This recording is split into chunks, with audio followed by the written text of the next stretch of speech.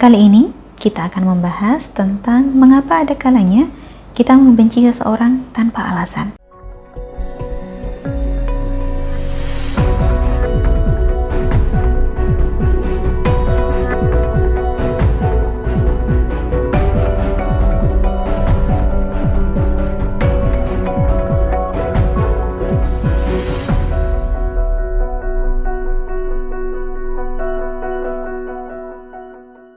Salam Rahayu, dengan Dewi Sundari di sini. Apa kabar Anda?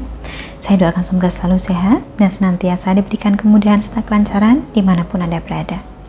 Kali ini kita akan membahas tentang mengapa ada kalanya kita membenci seseorang tanpa alasan. Kebanyakan orang seringkali sadar manakala dirinya dibenci orang lain tanpa ada alasan yang jelas.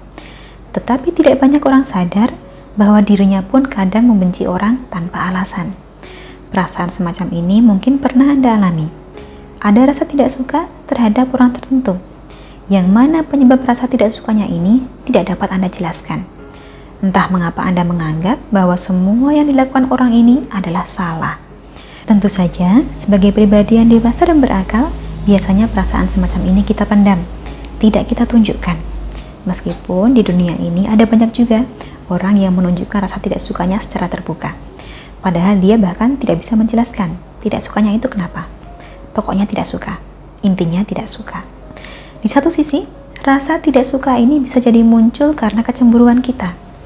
Karena kita merasa bahwa orang ini memiliki sesuatu yang kita tidak punya. Orang ini mungkin memiliki sesuatu yang kita inginkan. Jika memang demikian, maka kecemburuan ini memang harus kita kendalikan. Jadikan sebagai motivasi agar kita jadi lebih baik lagi. Agar kita juga bisa mencapai hal yang serupa, bukan malah jadikan alasan untuk membenci. Tetapi di sisi lain, seringkali kita tidak sadar bahwa bila kita membenci seseorang tanpa alasan, maka sesungguhnya kita melihat diri kita sendiri di dalam diri orang tersebut. Orang ini tidak bersalah pada Anda, tapi ia mewakili semua hal yang tidak Anda sukai dari diri Anda sendiri. Orang ini tidak bersalah pada Anda, tapi ia mewakili semua hal yang tidak Anda sukai dari diri Anda sendiri. Orang ini tidak pernah dengan sengaja menyakiti Anda, tapi semua tindakannya mengingatkan Anda pada semua tindakan dan keputusan salah yang Anda ambil sejauh ini. Itulah mengapa bila suatu ketika Anda berjumpa dengan seseorang yang entah mengapa Anda tidak menyukainya, maka jadikanlah pertemuan itu sebagai alarm, sebagai pengingat bagi Anda untuk melihat ke dalam diri sendiri. Introspeksi istilahnya. Jadikanlah ini sebagai kesempatan untuk menyadari kemanusiaan kita, bahwa kita memang punya kekurangan dan pernah berbuat kesalahan. Ada bagian dari diri kita yang kita benci dengan sedemikian rupa. Dan inilah yang perlu kita perbaiki. Tidak bisa kita terus-menerus membenci diri sendiri. Tidak bisa juga bila secara tidak sadar kita malah melemparkan kebencian tersebut pada orang lain yang tidak tahu apa-apa.